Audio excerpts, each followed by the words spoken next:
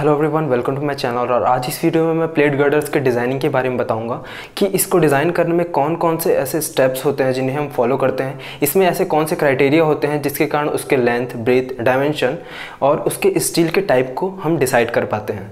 So without any delay let's start.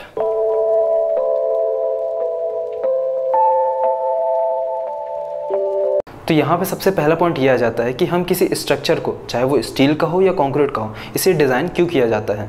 तो किसी structure में कितना लोड आने वाला है उसके बेसिस पे हम किसी स्ट्रक्चर को डिज़ाइन करते हैं, उसके डायमेंशन डिसाइड करते हैं, उसके टाइप डिसाइड करते हैं। अगर हमारा स्ट्रक्चर स्टील का है तो उसके स्टील के टाइप को डिसाइड करेंगे, उसका सेक्शन कौन सा होना चाहिए, ये सब हम डिसाइड करते हैं। तो यहाँ पे सबसे पहला पॉइंट आ जाता है लोड कैलकुलेशन। जैसा कि मैंने बताया कि किसी भी स्ट्रक्चर के लिए उसमें कितना लोड आने वाला है वो पहले हम देखते हैं, उसके हिसाब से हम उसके सेक्शन, उसके डायमेंशन को हम डिसाइड करते हैं। तो इसमें सबसे पहला पॉइंट आ जाता है लोड कैलकुलेशन। इसके बाद सेकंड पॉइंट आता है shear force and bending moment. हमें उस स्ट्रक्चर का shear force and bending moment निकालना पड़ेगा। इसके बाद थर्ड आता है सिलेक्शन ऑफ स्टील सेक्शन। तो किसी भी स्ट्रक्चर को बनाने के लिए हमें उसके स्टील के सेक्शन के टाइप को जानना पड़ता है और उसमें कौन कौन से वेरियस टाइप होते हैं जो आप स्टील टेबल में पढ़े होंगे। स्टील टेबल अगर आपने देखा होगा तो उसमें आपने देखा होगा कि उसमें बहुत सारे रहते हैं क्राइटेरिया, 300, 350, 400, ये सब उसमें रहता है। तो वो 600 तक रहता है। तो उसमें आपका सेक्शन का टाइप दिया होगा, उसमें से हमें सिलेक्ट करना है कि हमारा स्टील का सेक्शन कैसा होना चाहिए। इसके बाद फोर्थ आता है मिनिमम वेब थिकनेस रिक्वायरमेंट। जो हमारा स्टिफनर होता है वो हमारा फ्लैंज और वेब से ही जुड़कर बना होता है, लगा होता है, जो हमारा लोड केयरिंग और डिस्ट्रीब्यूशन का काम करता है। तो यहाँ पे मिनिमम वेब थिकनेस बहुत इंपॉर्टेंट होता है। इसमें कुछ क्राइटेरियाज होते हैं। आप क्लाउस 8.6.1 पेज नंबर 68, आपके पास अगर 800 IS कोड होगा तो उसमें जाकर आप इस क्लाउस से और पेज नंबर से जाकर देख सकते हैं। उसमें कुछ क्राइटेरिया दिया हुआ है मिनिमम वेब का, जो इसमें सबसे पहला आता है serviceability requirement and compression flange buckling requirement.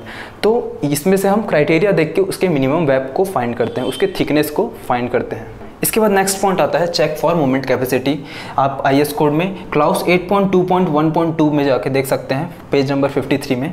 यहाँ पे इसका फॉर्मूला लिखा होगा मोमेंट कैपेसिटी का, जो होता है MD = beta B ZP FY divide by gamma M0। तो जो बीटा B होता है वो सेक्शन क्लासिफिकेशन के लिए होता है। आप IS कोड में पेज नंबर 18 में जाके देख सकते हैं कि उसमें क्लासिफिकेशन दिया है कि हमारा जो मटेरियल है वो प्लास्टिक है, कॉम्पैक्ट है, सेमी कॉम्पैक्ट है, class A, class B, class C, बहुत सारे टाइप्स इसके दिए हुए हैं। उसमें से हमें सेलेक्ट करके इसमें पुट करके हमें लिखना पड़ता है, उसके कैलकुलेशन, बेंडिंग, मोमेंट कैपेसिटी निकालना पड़ता है। इसके बाद आता है चेक फॉर शेयर कैपेसिटी। ये भी आपने पिछले सेमेस्टर में पढ़ा होगा। इसका फॉर्मूला होता है VD = AV × FYW divide by gamma M0। इसके बाद नेक्स्ट पॉइंट आता है check for shear buckling of web. इसमें भी कुछ क्राइटेरियाज होते हैं, कुछ मेथड्स होते हैं इसे निकालने के, जिसमें सबसे पहला आता है simple post critical method and दूसरा आता है टेंशन फील्ड मेथड। अगर आपको इसके फॉर्मूलाज चाहिए होंगे तो आप IS कोड में पेज नंबर 59 पे जाके देख सकते हैं। इसके सारे स्टेप्स लाइन से लिखे हुए हैं।